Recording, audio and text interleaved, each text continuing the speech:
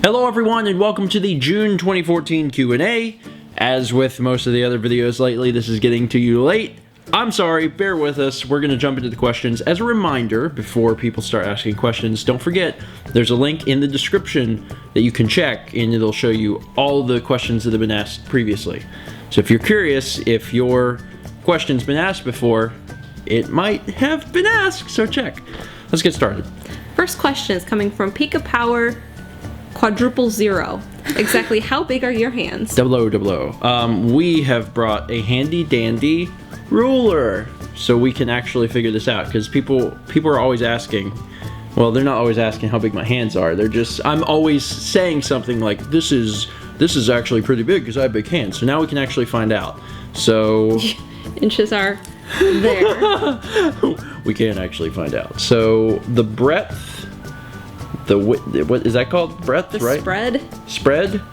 The spread from my thumb to my pinky is 9 1/4. Is 9 1/4. So from here to here is 9 1/4 inches. Now, and then from the top of my pinky, that's your middle finger. Middle finger. I know what I'm talking about. To the bottom is like, what is that? Like 8 1/2. Mm-hmm. So like 8 1/2 inches would be like from the tip of my middle finger to the bottom of my palm. And I think that's fairly, that we shouldn't have to go into any more detail than that. And now that you know mine, Mal can hold her hand up, and now you can. Let's do that. Now you can use your internet measurements to figure out how big her hands are. You can bend the tips of your fingers over mine. Yeah. So I have pretty large hands. If you don't use inches, do conversions yourself. All right. Next. Next question is coming from Tony, and he says, "How did you get into They Might Be Giants?"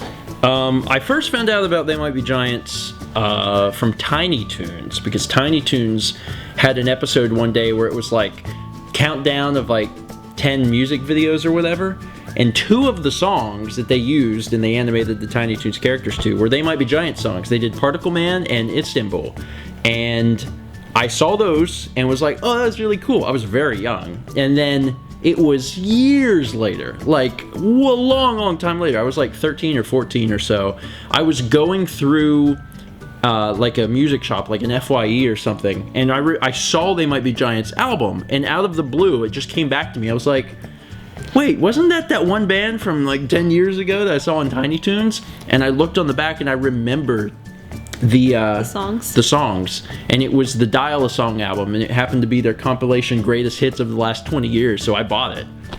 And then I started buying all the other albums, and that's how I became a big fan of them. You learned about them through me. I heard of them in high school, but I didn't really start listening to them until you came along. I think everyone has maybe heard a song or two by them. They're still rather obscure, but I think people have heard Istanbul. A friend of mine, we were taking Japanese class. She took Particle Man, and you have participles bleh, in Japanese, and it was like she made them up for each one. Oh. To the song. Participle? Is that what you're trying to say? Participle? Is that what I want to say? I think that's the word. Yeah. Participle. Wasn't coming out right. It's all right. I don't know a lot of grammar. English stuff. Anyway, what's the next question? Next one is from Kachowi. It's from Kachosayo Kachik. I have no idea. I apologize. We ruined your screen name. Anyway. Any favorite poems or poets? I'll let you handle this one. I really like Robert Service, and especially his poem The Pencil Seller is fantastic. I hate to come across as uncultured, but I have not read poetry since high school, since we were more or less forced to read poetry. I'm just gonna be blunt and honest. I mean, it's not, I mean, I have read some, but it was like, I read it and I was like, meh, like it just didn't, I know that some people are like deeply moved and stuff by poetry, and I'm not one of those people. Like I like writing, and I don't mind writing poetry, if it's fun, you know, like if it's very lighthearted stuff. Although I'd rather write, you know, lyrics to songs. I mean, lyrics are essentially, yeah, it's just put to music. But I mean, a lot of this, I don't know. I have a very pretty big barrier between lyrics and poetry. Maybe I shouldn't have that, but I have that in my mind. I do remember a single poem. I'm not gonna remember the name of it, but it's about a little girl that's sick. I cannot go to school today, said little Peggy Ann McKay. I have the measles and the mumps, a gash, a rash, and purple lumps. There's a lot more to it, but that would be. Do you Shel know? Silverstein. Oh, really? Mm-hmm. Oh, yeah. I learned that one time for a competition, and I did good. I got like a medal. Anyway, next question. Adam W says, "Have you ever lost footage for an entire vlog day?" Yes, once. Christmas. I think Christmas 2012. No, Christmas 2011. I don't remember. I know you did. It was around Christmas, but... It was Christmas 2011, because we were living in Colombia, and we wouldn't have been living in Colombia in Christmas 2012. Yeah, it was Christmas 2011. We came back to Myrtle Beach. I had my laptop with me, and my laptop died. And I had one vlog day on there. Luckily, it was nothing. I mean, it was like... I don't remember what happened that day. I think you guys made candy. Yeah. And it was lost. And we ended up making a new vlog for it where I was like, hey, we lost the footage. And the vlog might even be titled "We Lost the Footage" or something. But it's only ever happened once. And since then... You're very careful. Yeah. I'm a lot more careful about that. And, you know, it was one of those things like, I don't really need a backup because this is only going to be for a few days. And that was when the thing died. So now, whenever we go places and I use the laptop, not only do I have it on the laptop, I have another external that I put the footage on until it's out on YouTube. Once it's on YouTube, then I'm good. But yeah, I try to be doubly certain now. Anyway. Next question. Darkaircraft. How much stress was there while picking out your wedding dress? I take it this is for me. Probably. Who did you bring with you for advice? Well, I was really excited to go because trying on fancy dresses is fun. And my mom had off that day, so she and I went around and looked. And it wasn't stressful. I mean, I was trying to find something I liked or that I could have altered to what I liked. And I didn't want to spend a fortune on it, so... And you didn't? No. In fact, the alterations were more than the dress. Yeah, Mal... Do you want me to tell this whole story? You can. I mean, I don't take forever, but I mean, yeah. Okay, so I tried on a bunch of dresses, and if you've never been to a dress fitting or watched, like, Say Yes to the Dress, they strap you into a dress that's far too big for you. And they have, like, these big clamps to clamp the dress on so it fits you in the front so you can see it. And I'm trying on all these dresses, and they were like, well, we have these dresses on clearance that, you know, we're off the rack, we're just going to get rid of them. You buy them as is. And I tried on this one dress, and I loved it. But the problem was it was all like snagged, like some cat had gotten a hold of it, and there's little strings hanging off everywhere, and there's this really atrocious bow. And I was like, oh, this is so sad, because I liked it a lot. And they had their seamstress come up, who apparently I guess owned the place, to look at it and see what she could do. And she looked at it and she said, just a minute. And she ran back downstairs and came back up with another dress in a bag. And she pulled it out, and it was the same size, you know, the same color, because there's ivory and white, and it was the same dress. And it was in perfect condition. She said someone had ordered it and never came to get it, so we'll sell it to you for the same clearance price. Yeah, it was very cheap. It was cheap. Mal actually told me, she called me and was like, I got this dress and I only paid this much for it. And I was like, oh my god, that's amazing. So we were both really happy. I thought it was pretty awesome. I was trying on dresses that were like $600, and my dress was $200. Yeah, it was pretty awesome. And honestly, our entire wedding was pretty cheap. I mean, we did our wedding on the cheap, which was awesome, because I do not mind saving money. So I was pretty excited. Next question. Tennissnowball says, how does your game collection compare to that of your friends? We have a lot of games. If you've never seen the game collection, we have a list on the site. If you go to StephenGeorge.com, and there's a list on the About section. We have we're getting close to 1,000 physical... hard copies. Yeah, physical games that aren't PC games. We also have PC games that are physical somewhere. I don't know where they are, but we don't count them. But we have nearly 1,000 physical games. Hello, say again. We have a couple boxes that we just can't get on the shelves anymore. Yeah, I mean, we have... I'm tempted to say we have too many games, but I don't think there is such a thing. But I mean, we already had a lot of games, and then we started getting into video game collecting. You do a few Craigslist lots. You guys have been sending us games, which we appreciate, but we have a ton of games. So as far as our collections compared to other people we know, it's like not. I'm not sure we know anyone besides the people that work at the game store would have a collection our size otherwise. Yeah, I mean, we have a lot of stuff, so no one, not even like really close. I don't even, like, I don't know if we know anyone that has 100 games. Emil. Yeah, Emil probably has about 100 games. He might have like 200, but like Emil doesn't collect everything. Emil wants like things he genuinely wants to play. Yeah. You know, and we ended up collecting everything, you know, because you might see a deal here, you might see a deal there, you're like, oh, I wanted to play that, and then you end up getting all sorts of stuff. A sports game for 2 cents? Okay. We don't usually do that, but there has been at least 1 or 2 times we have, but yeah, we ended up getting a lot of games, so we have a lot of video games. But the joy that comes out of that, because a lot of people say, why would you have so many video games if you're never going to play them? Because I will never, in my lifetime, even what we have, would never be able to play them all.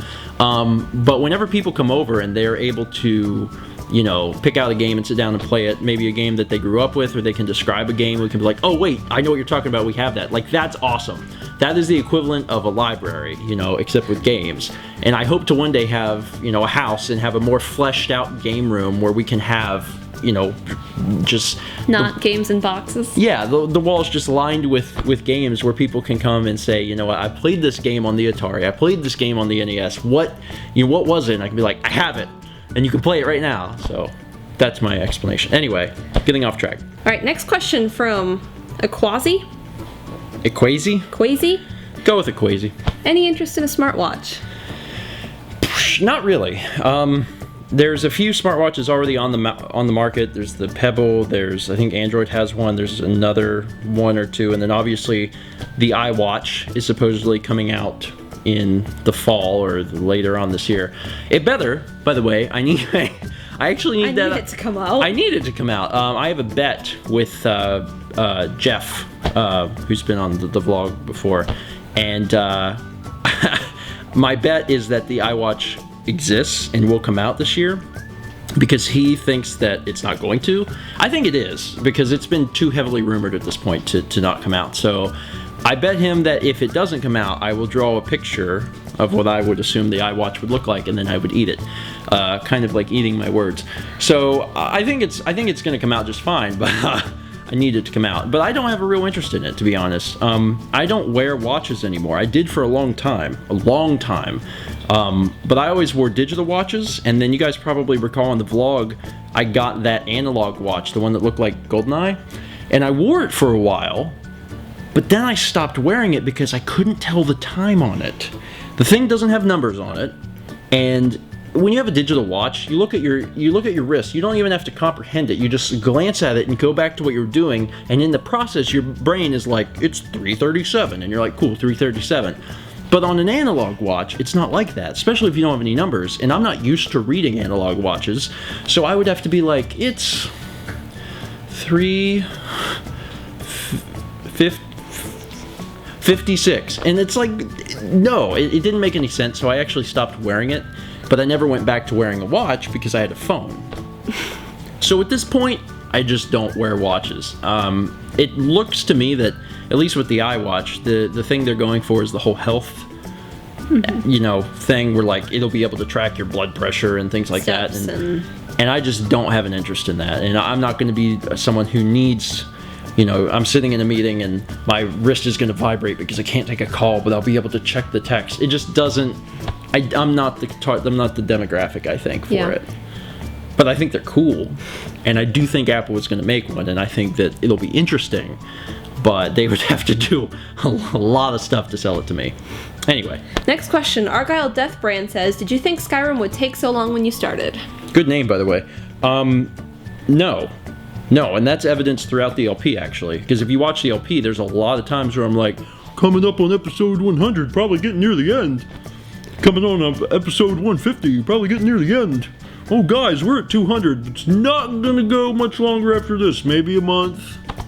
And then 283 episodes. So no, I had no idea. It was one of those things like, when you look at it online, even if you look at it on paper, you can't comprehend how long, a list of things to do is in comparison to like a recording. Recordings just inherently take longer. I mean, you stop to talk about stuff. You may, have a fun time and form a memorable moment where you're riding on bear carcasses in a river. I mean, it's like you can't plan on that stuff ahead of time, and it ends up extending things even longer. So even if on paper you're like, yeah, we have this many quests, in your head you're like, it'll take 10 episodes, and it ends up taking like 30, and it's kind of hard to plan on that stuff. So now that I know that like when we go into the next big thing like Fallout 4 or something like that I'm probably in it for a really long haul.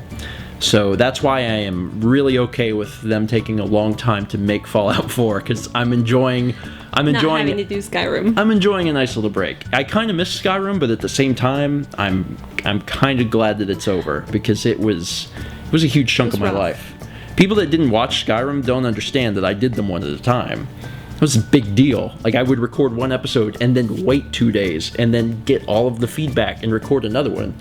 Like, people don't do that. And there's a good reason. You do that for 2.5 years, you about lose your mind.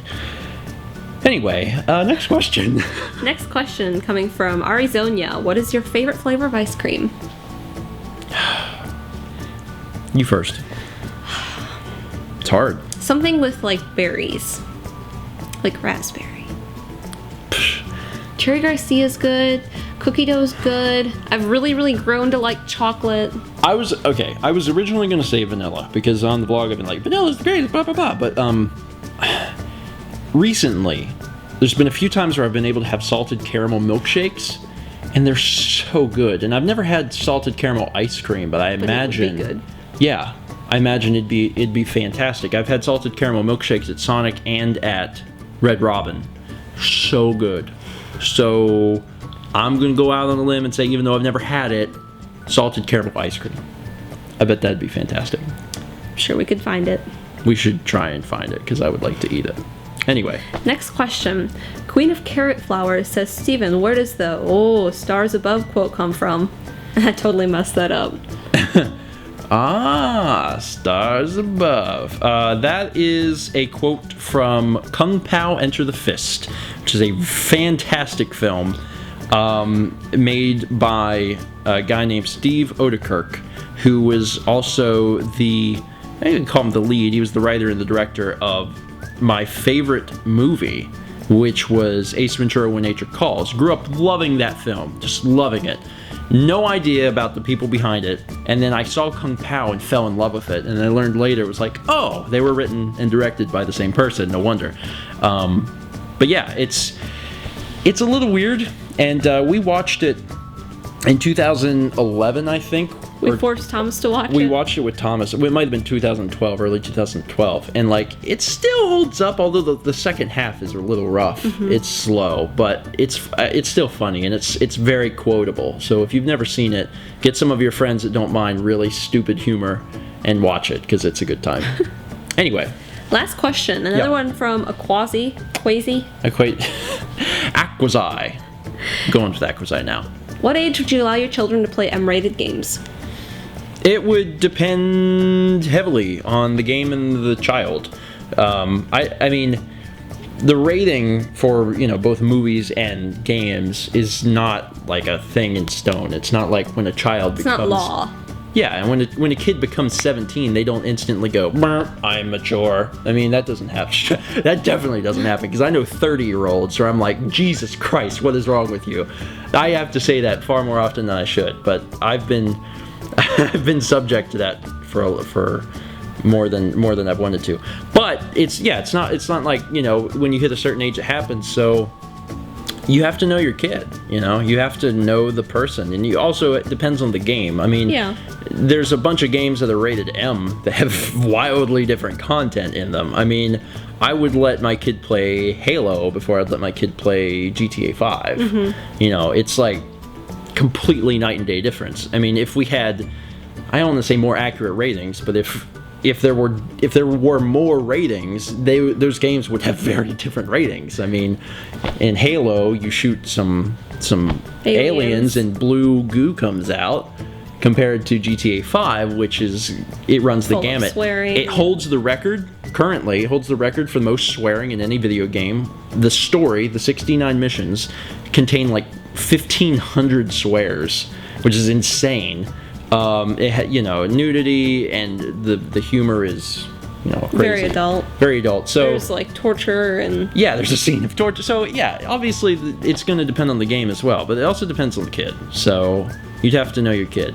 I don't know. I mean, I started playing games. I actually have very fond memories of begging my mom to buy me GoldenEye, which is, dating me a little bit, but I think it was 9, and GoldenEye was out, and I really wanted GoldenEye. I was going to get an N64 for my birthday, and I said I really wanted GoldenEye, and I had to, like, plead with her, and she had to talk to the people at the game store. I had a really good mom. I mean, my mom, like, cared about, what I was subjecting myself to, but, after talking with her and her talking to other people, then I was allowed to get it. And Austin had it, which helped. Which helped a little bit. I could be like, Austin has it? And it's like, oh, I better, okay. But I got it and I loved it, and I don't know. That stuff never really affected me much. I always had a pretty firm grasp on reality, so I would hope that our kids will as well, and they'll have my genes coming, and we'll see. What's that supposed to mean? Oh, I live in a fantasy world all the time. I know that. That's what I'm saying. Yeah, you live in a fantasy. Anyway, that's going to be it for today. Thank you guys so much for watching. I don't know if we're going to get another Q&A out before we leave, because we leave very soon. There's a chance we won't, but in the event we can, we will try to leave questions, and leave them fast, because if you don't leave them right now when you watch this video, and we do a video, then it won't be included. Lots of crazy hand motions. Once again, thank you so much for watching, and we might see you next month, or we might see you in like 3 days.